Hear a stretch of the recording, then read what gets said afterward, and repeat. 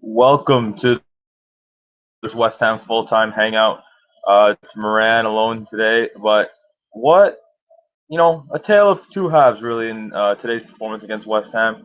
A first half filled with frustration. Walcott's return to the starting lineup and many other talking points. But let's get in on the match. Again, I mentioned it was a frustration. It was tough to break down West Ham at times, and when we did, we just did not take our opportunities. Walcott, his return to the starting lineup due to Chamberlain's injury, he was not, clinical today. Could it still be the rust? Possibly, but you can only be given so many opportunities, and Walcott's failed to attain them. Really, he had that one goal against QPR, but he's got to really uh, pull it together in consistency to really solidify his spot in the starting lineup. Um, Nearing the end of the first half, Arsenal fans were getting a little worried, heading into 0-0 at half. But what a goal to uh, put a cap on the first half.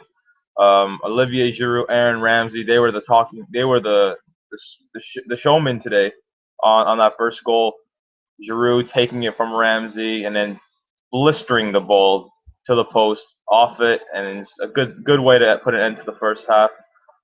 Giroud arguably was the man of the match in my opinion. He held the ball greatly. He got players involved. He got the likes of Ozil and Ramsey involved as well as Theo. He given Theo quite a number of opportunities today, and he just did exactly what we seek from him game in and game out. Midweek against Monaco, we'll see if he gets to start. Most likely he will. We'll need a performance similar to today to really, you know, pull off the miracle against Monaco and really try to erase. And Giroud really needs to try to erase the memories of the first leg and his torrid performance. Ramsey returned to the starting lineup as well, and in my opinion, I tweeted earlier from the Global Gooners account that I was very mixed with Ramsey's performance. He really turned it on in the second half, especially getting that goal. But his finishing and his decision making was a little off for me. He didn't really take his opportunities as well as I hoped, especially the one where Chambers fed it to him right about the 6 yard box, but instead he tried to control it and try to sneak it in. But regardless, Ramsey, I was not overly impressed, but I was happy for him to see him get that goal. Again, great play with him and Giroud. Another superb performance was put in by Francis Coquelin. He's just a baller right now. It seems like we found our answer at defensive mid this season. We'll see if Wenger's willing to dip into the transfer market and really find someone to possibly compete with Coquelin. But you can't. There's not really anyone that can do anything. Arteta or Flamini that can really sit Coquelin because he's been that superb since his arrival from Charlton Athletic, and he just knows his role. He just sits back in front of the back four and breaks the play of the opposing team. And he could get involved. He got a lovely touch for defensive mid, and he could get involved in the attack. So it's good to see that from a defensive mid now from Arsenal. You know, another talking point possibly was the back four. I thought Koscielny was superb today. I think everyone played sublimely in the back four. Mertesacker was caught a few times and left Koscielny to strand alone, but Koscielny's quality was pulled through in desperate situations. But Mertesacker's he's got Monaco this week. Just like I was saying about Giroud from his performance, Mertesacker's performance from the first leg wasn't better really because he was very well criticized by a bunch of Arsenal supporters as well as football pundits. So Mertesacker's going to need a top-notch performance to really again erase the memories of the first leg. Moving forward, we're now I think a point behind Manchester City for second place. We're 6 points behind Chelsea, but Chelsea do have I'm pretty sure 2 games ahead in hand. Sorry, but second place is attainable right now. It is quite attainable.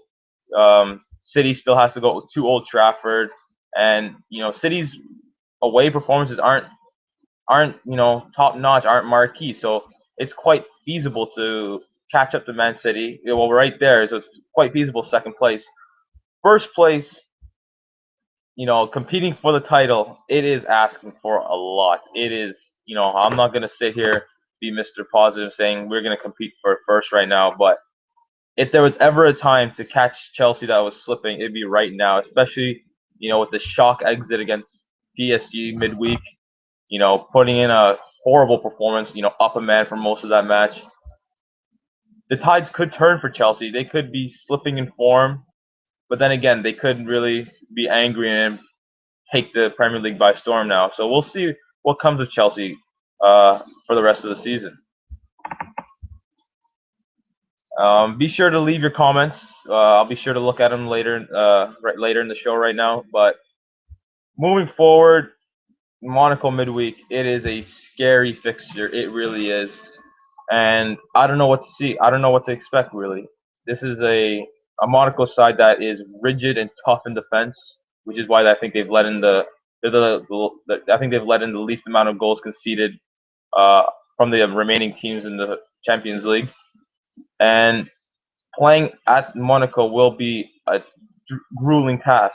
But if there's anything I found out from this Arsenal squad, it's when you count them out is when they're at their scariest. We remember the Bayern Munich of 2 years ago. We went to the Allianz and won 2-0. The away result against Dortmund last year on 1-0, performance, which was merited and was greatly acclaimed by a bunch of pundits and such. So we'll see what makes of this Arsenal squad going into the Monaco match. But this isn't the Bayern Munich or Borussia Dortmund. This is Monaco. This is Monaco, and we don't know how good this squad can be. We saw them, play above and beyond at the Emirates, but I really don't see them playing up to par as that, because I don't really see Arsenal playing as poorly as they did. My predictions for Monaco, I do think we will win this fixture. Will we win enough to move on? I don't know. I really don't know. But I really expect us to win at Monaco. But I don't know if we'll move on. It's gonna be scary. It's gonna be a heart pumping match, really. Any other talking points from this match? There wasn't really much. As much of the same old Arsenal. Bunch of possession, gave the other team hope in possibly getting equalizer, but then we killed them off, and it was great to see that from the squad to really put a nail in the coffin on West Ham and probably ending their hopes of a top 4 or even a top 6 finish. And yeah, it's a good thing. It's a good thing to see. It's a really good thing to see. We'll see moving forward if we can challenge for the title, but who knows? Who knows right now? I'm gonna try and get it on your comments. I don't know if I can't really see the comments right now. Let's check it out. Okay. Okay. I can't really show the comments, but the Baka King says it will be hard. I'm assuming about the Monaco fixture. So yeah, it will be tough. This is a underrated Monaco squad that has really given it to PSG in both their fixtures this season, and they've got that sort of Chelsea game plan in matches. The Chelsea squad from when they won the Champions League, play hard-nosed defense and catch teams on the counter, and that's what they did against Arsenal last match. Paula James says, "Do you think we will beat Monaco? Because I know we can." Again, this is an Arsenal squad that is at their best when they're counted out. And I really do expect them to, up their play this midweek fixture against Monaco. I really do expect them to win. Again, do I expect them to win the leg? Not the leg, the leg, but we'll see. I can't really catch any other comments. I don't know if there are any, but yeah, leave your comments about your predictions for the midweek match. Do you think Arsenal has what it takes to move on in the Champions League? And give me your key player this midweek. Will it be Giroud? Is it Sanchez? Is it Mertesacker? Is it Ospina? We'll see. We'll see what happens this coming midweek, because it will be a grueling task to overcome this 3-1 scoreline. And to think it might be the Premier League's only chance of progressing in this knockout stage, with Man City having to go to the new camp, which is arguably as tough of a task as there is. And then with Chelsea, going out shockingly, Arsenal might be the best chance of moving on. Yusuf Ahmed says, "Can we get second?" Yeah, I think it's attainable to get second. I think we've seen the likes of Liverpool, dominate Man City at Anfield. This Man City squad is dealing with a bunch of weaknesses, a bunch of holes in their defense, especially Company. He's been dreadful this season. This is a City team that is dreadful in defense, to be honest. And we could catch them slipping right now. This is a squad that still has to go to Old Trafford for the Manchester derby. There's probably quite a number of fixtures. I'm not too sure what City has left, but they've got grueling fixtures, as does Arsenal. But from the top four teams that have, from the schedule of the top four teams, Arsenal has a easy coast of the end of the season. I think their hardest fixture might be away at Old Trafford again. It might be May 16th against Manchester United at Old Trafford.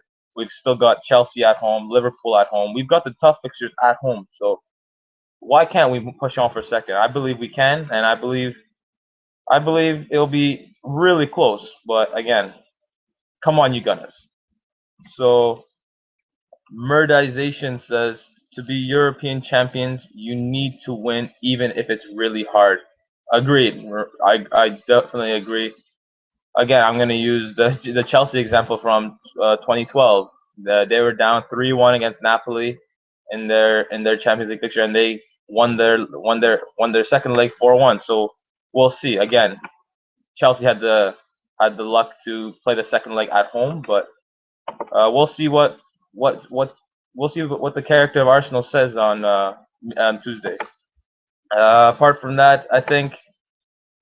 Oh yeah, okay. Now I can see the comments. So if you want, just throw in one or two more comments. I'll be sure to play them on this Google Hangout.